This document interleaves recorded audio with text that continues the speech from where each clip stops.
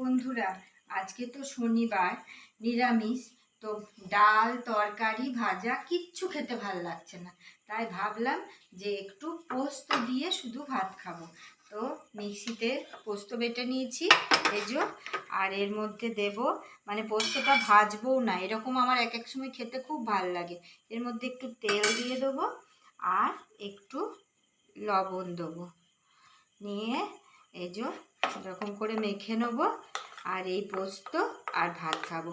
আর কাঁচা পেঁয়াজটা এর মধ্যে দিলে, কাঁচা লঙ্কাও দিলে খুব ভালো লাগে, কিন্তু লঙ্কাটা আমি বেটে দিয়েছি।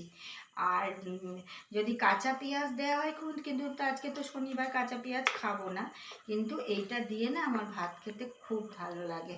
আর তার মধ্যে কি বলতো, সেই জলে ধোয়া ভাতটা যদি হয়, যে মানে ভাতের মধ্যে জল ঢেলে সেই ভাতটা ছেঁকে নিয়ে আর এইটা দিয়ে যদি খাওয়া হয়, মানে এত ভালো লাগে।